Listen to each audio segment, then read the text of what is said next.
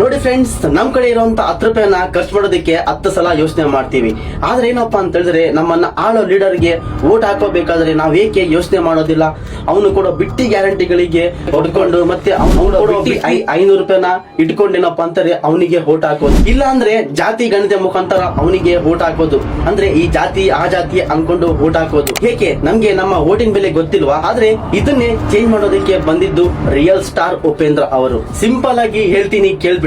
ಏನಪ್ಪಾ ಅಂತ ಹೇಳಿದ್ರೆ, ಈಗ ಇಲ್ಲಿರೋದು ಏನಪ್ಪಾ ಅಂತಾರೆ ರಾಜಕೀಯ ಏನಪ್ಪಾ ಅಂತಾರೆ, ರಾಜರು ಆಳ್ತಾರೆ, ನಾವು ಪ್ರಜೆಗಳು ಏನಪ್ಪಾ ಅಂತಾರೆ ಅವ್ರು ಹೇಳ್ದಂಗೆ ಕೇಳಬೇಕು, ಮತ್ತೆ ನಮ್ಮ ಕೆಲಸಗಳು ಸಮೇತ ಕರೆಕ್ಟ್ ಆಗಿ ಮಾಡ್ಕೊಡೋದಿಲ್ಲ. ಆದ್ರೆ ನಮ್ಮ ಒಂದು UPP ಪಕ್ಷದಲ್ಲಿ ಅಂದ್ರೆ ಉಪೇಂದ್ರ ಅವರ ಉತ್ತಮ ಪ್ರಜಾಕೀಯ ಪಕ್ಷದಲ್ಲಿ ಏನಪ್ಪಾ ಅಂತಾರೆ, ಇಲ್ಲಿ ಪ್ರಜೆಗಳು ಅಲ್ಲಿರೋ ಏನಪ್ಪಾ ಅಂತ ಹೇಳಿದ್ರೆ ಅವನು ವರ್ಕರ್ ರೀತಿ, ಅಂದ್ರೆ ಜನಗಳ ಕೆಲಸ ಮಾಡ್ಬಿಡಬೇಕು. ಜನಗಳ ಕೆಲಸ ಮಾಡ್ಕೊಳ್ಳಿಲ್ಲಪ್ಪ ಅಂತ ಹೇಳಿದ್ರೆ ಅವನು ಅರ್ಧ ವರ್ಷಕ್ಕೆ ಕಿತ್ತು ಒಸಿಬಹುದು.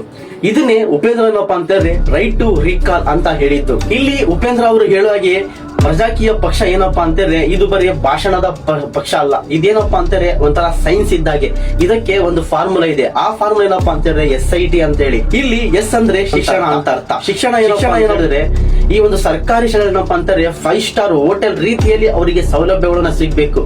ಇಲ್ಲ ಅಂತ ಹೇಳಿ ಯಾರು ಕೂಡ ವಾಪಸ್ ಬರೋಂಗಿಲ್ಲ. ಎಲ್ಲರಿಗೂ ಸಮೇತ ಕರೆಕ್ಟ್ ಆಗಿ ಚೆಕಿಂಗ್ಸ್ ಸಿಗಬೇಕು. T ಅಂದ್ರೆ ಟ್ರಾನ್ಸ್ಪರೆನ್ಸಿ ಅಂತ ಅರ್ಥ. ಈ ಒಂದು ಟ್ರಾನ್ಸ್ಪರೆನ್ಸಿ ಅಂತ ಏನಪ್ಪಾ ಅಂತಾರೆ, ಈ ಒಂದು ಪಕ್ಷದಲ್ಲಿ ಎಲ್ಲೆಲ್ಲಿ ಒಂದೊಂದು ಪೈಸೆ ಸಮೇತ ಎಲ್ಲೆಲ್ಲಿ ಹೋಗ್ತಾ ಇದೆ ಅನ್ನೋದೇ ನಿಮ್ಮ ಮೊಬೈಲ್ ಮುಖಾಂತರ ನೀವು ನೋಡ್ಕೋಬಹುದು. ಈ ಒಂದು UPP ಪಕ್ಷದಲ್ಲಿ ಏನಪ್ಪಾ ಅಂತಾರೆ ಗೆಲ್ಲೋದಕ್ಕೆ ಕೋಟಿ ಗಂಟ್ಲೆ ಹಣನ ಚೆಲ್ಲೋ ಹಂಗಿಲ್ಲ. ಬ್ಯಾನರ್ ಇಲ್ಲ, ರ್ಯಾಲಿ ಇಲ್ಲ, ಎಂಡ ದುಡ್ಡು ಮೊದಲೇ ಇಲ್ಲ.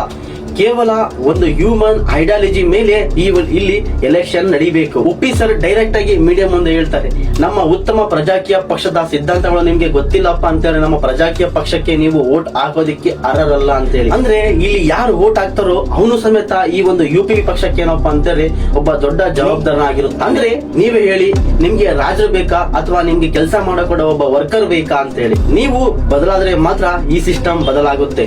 ನಿಮ್ಮ ಅಭಿಪ್ರಾಯದ ಬಗ್ಗೆ ಪ್ಲೀಸ್ ಕಮೆಂಟ್ ಮಾಡಿ ತಿಳಿಸಿ. ಇದು ಪ್ರಜಾಕೀಯ, ಇದು ನಮ್ಮ ಹಕ್ಕು. ಜೈ ಹಿಂದ್.